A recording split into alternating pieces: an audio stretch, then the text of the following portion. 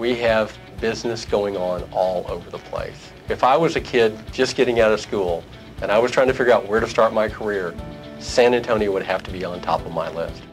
Well, it all starts with education, making sure that we have a well-educated community. Student Aid Saturdays was a tremendous initiative for the Chamber to help the children get ready for college. We have the initiative that we call the Great Jobs, or Great Pathways to Great Jobs in San Antonio. And really what we do is we go out to the high schools and we talk to them about there's great opportunities here in San Antonio, but it's very, very important that you stay in high school. It's about not giving up on yourself. It's about believing in yourself. So I'm very, very proud of that. From a chamber perspective, we really set out to educate people on what really was Pre-K for SA all about.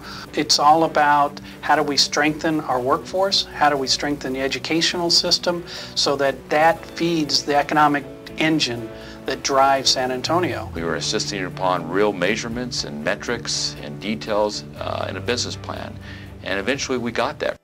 SA to DC is a great trip. We had 121 business and community leaders join us, and they addressed 12 different issue teams. This year, the speakers that we had and the meetings that we had as a large group were really the highest level that I've seen. We had the White House Press Secretary, Jay Carney. We had Secretary Rayla Hood, Secretary of Transportation, come and talk to our group, Secretary of the Navy, Juan Garcia, and I think that made the trip really special. We learned about land zoning, and that was a hot issue there with the Walmart.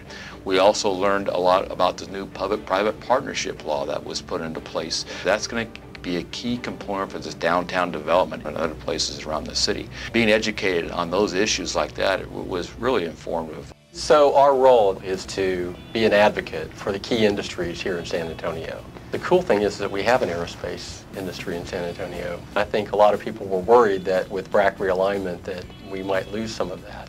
In fact, we've actually grown jobs in aerospace. Historically, maybe San Antonio wasn't considered a manufacturing city, but the reality is that over the last 5 years, our job base in manufacturing has more than doubled.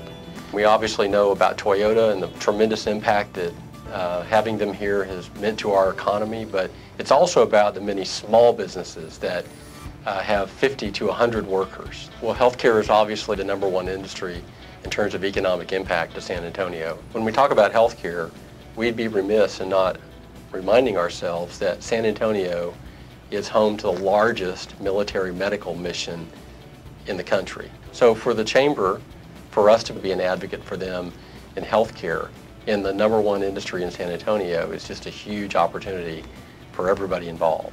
You know, I'd like to talk about IT, but I'd have to kill you. So when we talk about cybersecurity in San Antonio, what a neat opportunity for us to continue to grow with the NSA, the Air Force Cyber Command, the FBI office, and we're uniquely positioned here with all the security assets that we have in our community to be a source for that, a leading source for folks entering that career path. We're so excited that a high school team won this year's Cyber Patriot competition right here in San Antonio. So we have some of the geekiest kids in San Antonio, and we're all going to be working for them someday. And we're going to be really grateful that they're as good as they are. Well, the obvious industry that is sort of knocking on the Chamber's door, I think, is just south of San Antonio with the emerging economy that's building up around the Eagle Ford Shale. We've got small communities just south of us that don't have that advocacy potential, that may not understand some of the opportunities and consequences that are facing them, and I think that's an area that's really burgeoning on the Chamber. The Eagle Ford Shale opportunity represents nearly a $15 billion economy. It's just a huge opportunity for us now and for the future.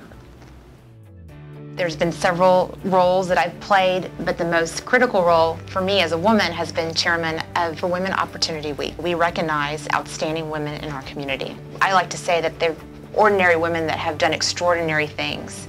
We've actually had women across the board, small business owners, women who are dominating and leading large companies who've owned restaurants. It was a great honor for me to highlight some women that I've actually looked up to and admired for many, many years. Another highlight of this past year that I was able to be a part of is Stars and Stripes over San Antonio.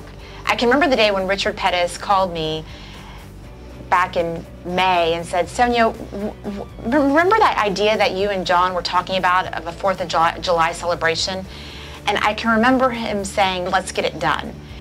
What was so amazing about Stars and Stripes over San Antonio, it was that it was pulled off in the matter of 6 weeks. We had the largest and longest fireworks show that San Antonio has ever seen. We had groups and crowds of people on parking garages near downtown. We had people actually stopping on the highway. We had over 275,000 attendees in downtown San Antonio, a record-breaking amount of people. San Antonio wants a 4th of July celebration. Military City needs a 4th of July celebration in downtown San Antonio. I was the chairman of the Celebrate America's Military Committee this year, and one of the things I enjoyed the most was being able to work not only with the great volunteers and the great sponsors of all the programs, but also the many folks on the military and business organizations that all came out and participated. Of our 2 new initiatives this year, the first one was the concert at the Botanical Gardens that was held for the top 3 non-commissioned officer grades in town for the special role they have in leading and accomplishing most of the tasks that the military accomplishes. The Army team out at Fort Sam Houston was already thinking about putting on a veterans welcome home. They had a wonderful parade. They had a great recognition in the quadrangle. And I understand they had well over 1,000 attendees coming out, working with so many of the great people from so many different businesses, all affiliated with the Chamber to put on this great Chamber event. I am amazed to the very core of me that there are so many great people with such a great concept in their hearts.